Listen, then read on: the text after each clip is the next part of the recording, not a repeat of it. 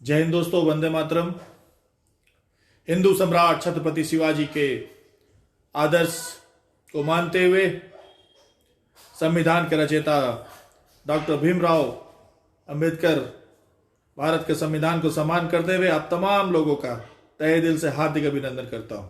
Facebook live में आज पूरे हिंदुस्तान में कोविड-19 में कंफर्म केस 69,652 आया है।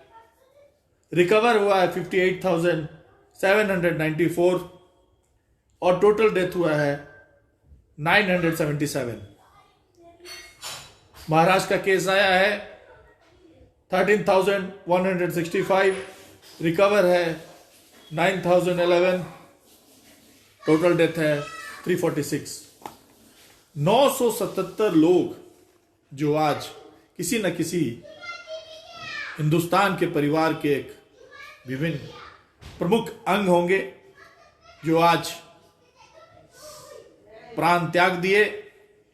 उन तमाम कोरोना काल के योद्धाओं को मैं भावपूर्ण श्रद्धांजलि अर्पित करता हूं और ईश्वर से प्रार्थना करता हूं कि हे ईश्वर, उनके परिवार को शक्ति प्रदान करे ताकि इस दुख के घड़ी को सहन कर सके। ओम शांति, ओम शांति, ओम शांति।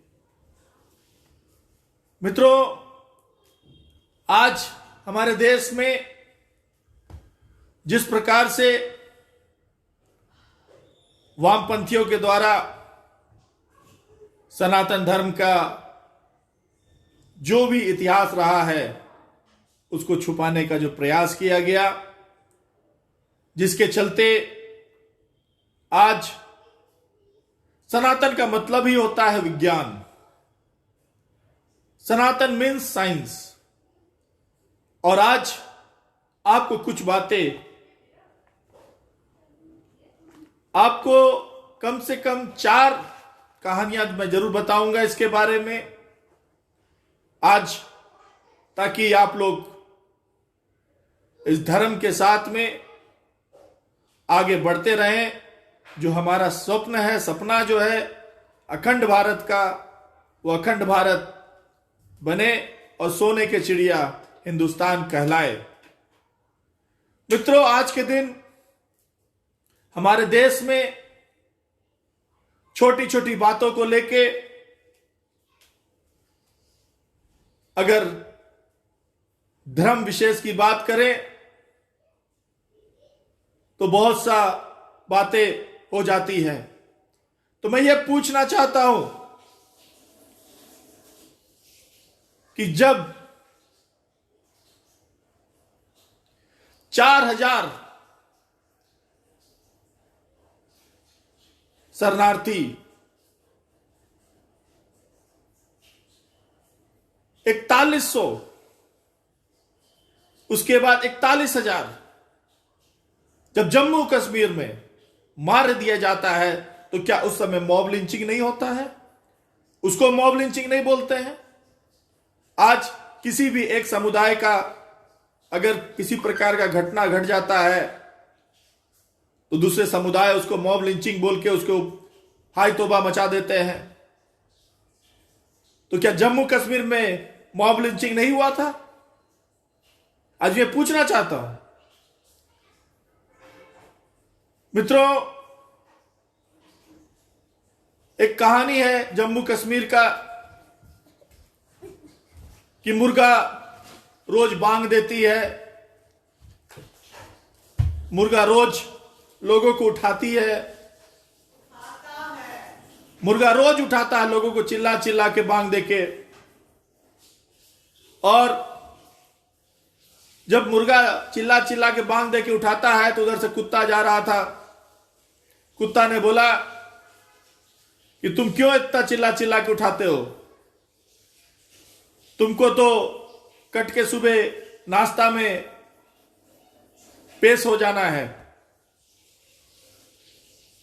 कुत्ता भौंकते हुए मुर्गा से बोला कि तुमको तो अभी तुमको काट दिया जाएगा और तुमको नाश्ता में प्रवेश कर दिया जाएगा। तो फिर तुम क्यों लोगों को जगाते हो सुबह सुबह? तो मुर्गा बोला, मैं इसलिए लोगों को जगाता हूं ताकि मुझे कोई ये नहीं बोले कि कुत्ता का मौत मर जाओगे, कि कुत्ता के मौत मरे गए। कम से कम लोग ये तो नहीं बोलता ना, कम से कम। मित्रों, इसका अर्थ अगर समझिएगा तो बहुत मायने रखता है और उसको गहराई उससे समझना पड़ेगा।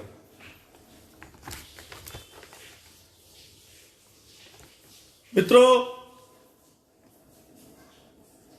हर कोई यह जानता है कि प्रयास करता है कि हिंदू धर्म की शुरुआत कैसे हुई और इसका क्रमबद्ध इतिहास क्या है। बहुत से लोग पुराण कथाएं पढ़कर हमेशा भ्रम में रहते हैं और सोचते हैं कि आखिर पहले कौन बाद में कौन। उत्पत्ति का मूल जानना, फिर क्रमश विकास, उद्धान, पतन जानना जरूरी है।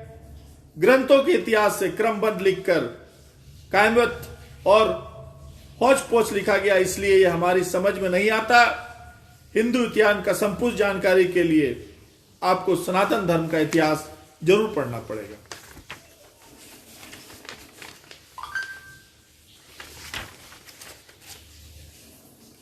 मित्रों, आज हिंदू मानते हैं कि समय सीधा ही चलता है और सीधे चलने वाले समय में ही जीवन को और घटनाओं का चक्र चलता रहता है। समय के साथ घटनाओं को दोहराव होता है, फिर भी घटनाएं नहीं होती है। लेकिन समय की अवधारण हिंदू धर्म में अन्य धर्मों से उपेक्षा बहुत अलग है। प्राचीन काल से हिंदू मानते आए हैं कि हमारी धरती का समय अन्य ग्रहों और नक्षत्रों के समय से भिन्न है। जैसे 365 दिन में धरती का एक वर्ष होता है, तो धरती को मान के 365 दिन देवताओं का एक दिव्य वर्ष होता है। हिंदू काल अवधारण सीधे होने के साथ चक्र भी है। चक्री इस मायने में कि दिन के बाद रात और रात के बाद दिन होता है। यह चक्रीय है, लेकिन इसका यह मतलब नहीं कि कल वाला दिन ही आज का दिन है और आज भी कल जैसे ही घटना घटेगी। राम तो कई हुए, लेकिन त्रेता युग में अलग अलग हुए, उनकी कहानी भी अलग अलग है। पहले त्रेता युग में राम का दशरथ नंदन राम से कोई लेना देना नहीं। ये ब्रह्मा, विष्णु और शिव की तय करने की युग में कौन राम होगा और कौन रावण और कौन कृष्ण होगा, कौन कंस। ब्रह्मा, विष्णु और महेश, ऊपर जो ताकत है उसे कहते हैं काल ब्रह्मा। ये काल तय करता है कि कौन ब्रह्मा होगा और कौन विष्णु। उसके कई विष्णु पैदा कर दिए, कई अन्य धरतियों पर। खैर, उपरोक्त लिखने के आशय यह है कि हिंदू काल निर्धारण अनुसार 4 युगों का मतलब 12,000 दिव्य वर्ष होता है। इस तरह अब तक 4-4 करके 71 युग होते हैं। 71 युगों का एक मनवंतर होता है और इस तरंत को 14 मनवंतर का कल्प माना गया है। यह कल्प अर्थात ब्रह्मा जी के लोक का एक दिन होता है।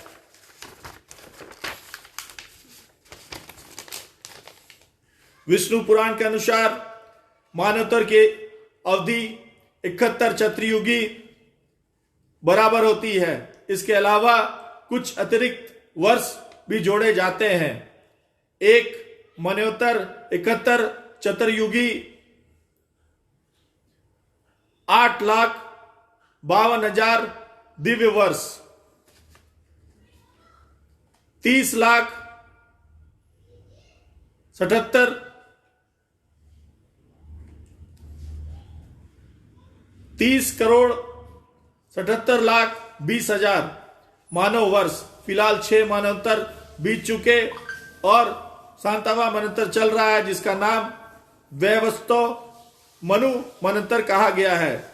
यदि कल्प की बात करें तो अब तक महत्व कल्प, हिरण्य गर्भ कल्प, ब्रह्म कल्प और प्रस कल्प के बीच चुका है और ये 5वां कल्प प्रवाह कल्प चल रहा है। अब तक प्रवाह कल्प के स्वभु मनु, स्वरोचिस मनु, उत्तम मनु, तमास मनु, श्वेत मनु, चाथुस मनु तथा वेवस्त मनु मनंतर बीत चुके हैं और व्यवस्था स्वरमणि मनु अंतरदशा चल रही। स्वजनी मनु आशीर्वाद विविधता समंत प्रारंभ होने के 5,631 वर्ष पूर्ण हुआ था।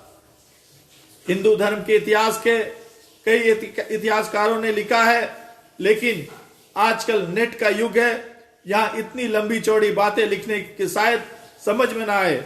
मोटी मोटी किताबें पढ़ने की किसे फुर्सत।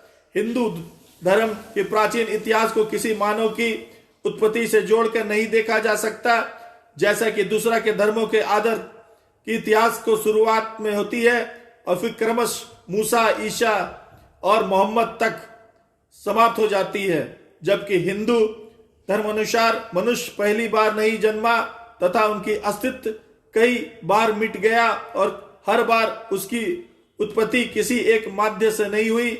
कभी उसको रचा गया तो कभी वो क्रम विकास के माध्यम से जन्म। इसलिए हमने पुराणों में से कुछ ऐसी कहानियां छाटी है जो आपको क्रमश इतिहास की रोचक जानकारी देगी।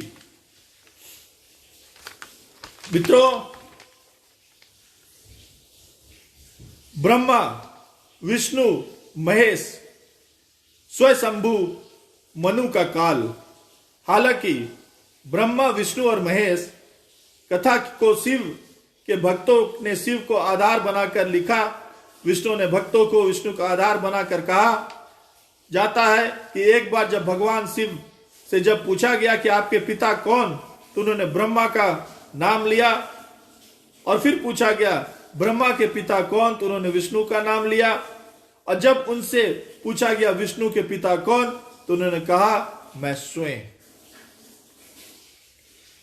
जब सब कुछ प्रलय के कारण नष्ट हो गया, धरती के लाखों वर्ष तक अंधकार में रही, फिर सूखी धरती पर ज्वाला दृष्टि हुई और यह धरती पूर्ण रूप से जल से भर गया। संपूर्ण धरती जल मग्न हो गया। जल में भगवान विष्णु की उत्पत्ति हुई और उन्होंने लाखों खोली तो नेत्रों में सूर्य और हृदय से चंद्रमा की उत्पत्ति हुई। जल से विष्णु की उत्पत्ति होने के कारण उन्हें हिरण्य याब भी कहते हैं। हिरण्य अर्थात जल और नाभ के अंतर्गत नाभि यानी जल के नाभि। इस नाभि के कमल की उत्पन्न हुआ और कमल जब जल के ऊपर खिला तो उसे ब्रह्मा की उत्पत्ति हुई। हिंदू धर्म दृष्टि उत्पत्ति क्रम, पहला मानव स्वयंभू भगवान ऋषभनाथ को जाने। फिर उन्होंने माथे में से एक ज्योतिर्लिंग प्रकट हुआ जो टूटकर सब बिखरा, तो उससे महेश की उत्पत्ति हुई। दोनों ने पूछा मैं कौन हूं?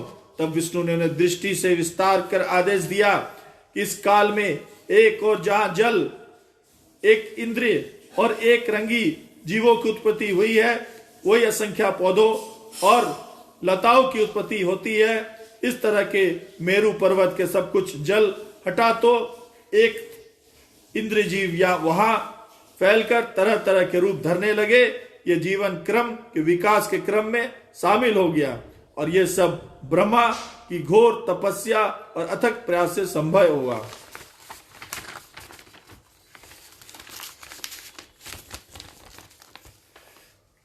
तब ब्रह्मा ने एक ऐसे जीवन को उत्पत्ति करने की सोची जो अन्य जलधर, धलचर और नवचर के जीवों की उपेक्षा अधिक बुद्धिमान और अर्थात खुद ब्रह्मा की तरह हो, यह सोचकर उन्होंने 4 सनत कुमारों को जन्म दिया, लेकिन वे कुछ नहीं कर पाए और चारों भी ब्रह्मा की तरह तपस्या में लीन हो गए। तथा ब्रह्मा ने 10 मानस पुत्रों को उत्पन्न दिया। वशिष्ठ, कृति, पुलस्य, अगिरा, अत्रि और मरीचि आदि को उन्होंने कहा कि आप मानव जीवन में उत्पत्ति करें और उनको शिक्षा दें, परमेश्वर का मार्ग बताएं।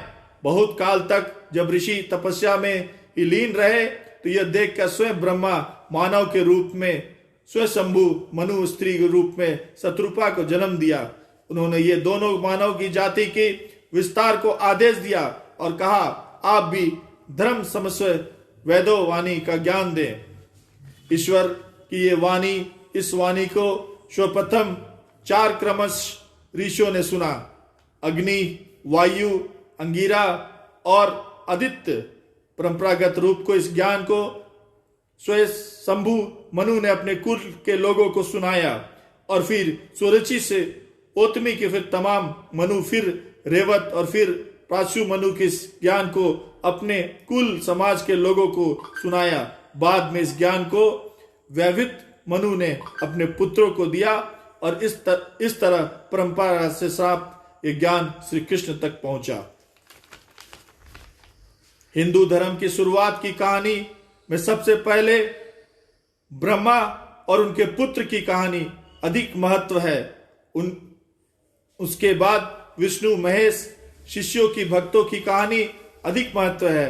महेश ने ब्रह्मा के पुत्र दक्ष की बेटी सती से विवाह किया और विष्णु ने ब्रह्मा के पुत्र भृगु की बेटी लक्ष्मी से विवाह किया। इस तरह ब्रह्मा, विष्णु और महेश संपूर्ण धरती पर देव, दैत्य, दानव, राक्षस, मानव, किन्नर, वानर, नाग, मल्ल आदि हजारों तरह जीवों का रचना की।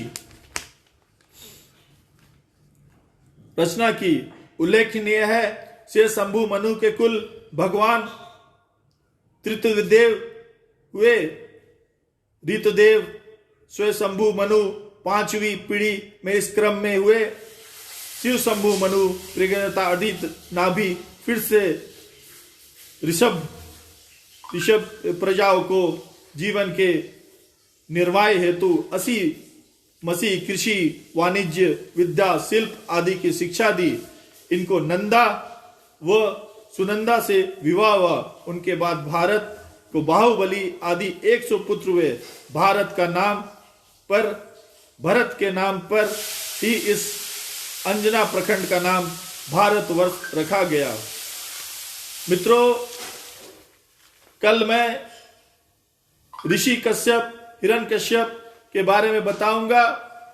आज इतनी बातों को बता के कुछ अपनी यहाँ का जो डेली का जो है उसके बारे में मैं बात करना चाहता हूं कि आज जिस प्रकार से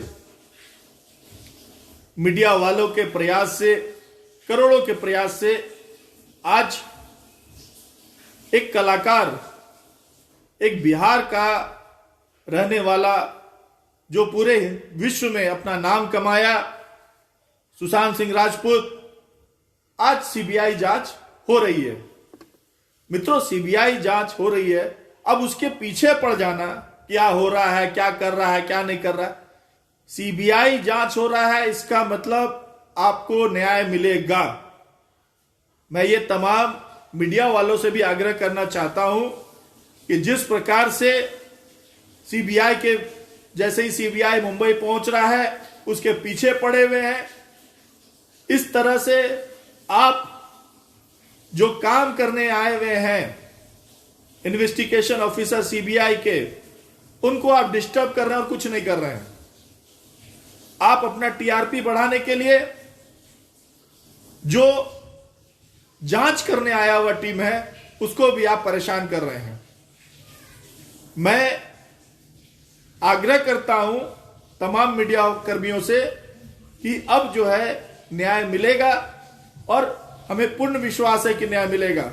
आप लोग कृपया करके उनको काम करने दीजिए आपको समाचार मिलेगा, वो समाचार को चलाइए, ना ही कि उसके पीछे पीछे कैमरा लेके आप आज सीबीआई आया, एयरपोर्ट पहुंच गए, अब पब्लिक को दिखा रहे हैं कि कौन आदमी आया है, क्या आया है, कौन आया है। अगर सीबीआई का मतलब होता है कि चुपचाप इन्वेस्टिगेशन करना, उसका जो काम है काम करने दीजिए, आप उसमें माथाफोड़ी मत कीजिए। आपको दिखाने का दरकार नहीं है कि कौन आया, किस लिए आया। ये बहुत गलत बात है। इसीलिए मैं बोल रहा हूं आजकल कि पत्रकारिता कहां तक गिर चुका है, इसका कहना बहुत मुश्किल है। एक पत्रकार सच्चाई के लिए लड़ रहा है, अच्छी बात है, लेकिन ये इस तरह कि आप घुसे रहिए, वो आ रहा है, कौन आ रहा है, क्या आ रहा है। अरे वो उसके कुछ लोग होंगे, वो उनका टीम होगा, काम करने का तरीका होगा, वो बिना बताए, बिना चेहरा दिखाए किसी के जाके पता करना चाहेंगे। कहीं पर भी वो लोग अपना वेश बदल के काम करने वाले लोग हैं। आप क्यों दिखाना चाहते हैं कौन आया, किस लिए आया, क्या दरकार है आपको बताने का। ये आप लोग का जो चलन है बहुत ही गलत है, मैं इसका बहुत विरोध करता हूं। मित्रों, जिस प्रकार से आज मीडिया का भी रवैया है, ये सही नहीं है।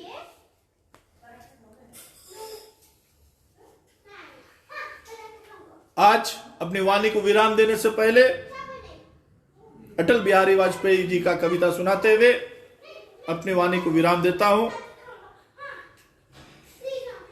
कंठ कंठ में एक राग है, मां की सभी अबूझ गुत्ते ज्वाली हृदय की माला, हिंदू कुश में महासिंधु तक जगी संगठन ज्वाला।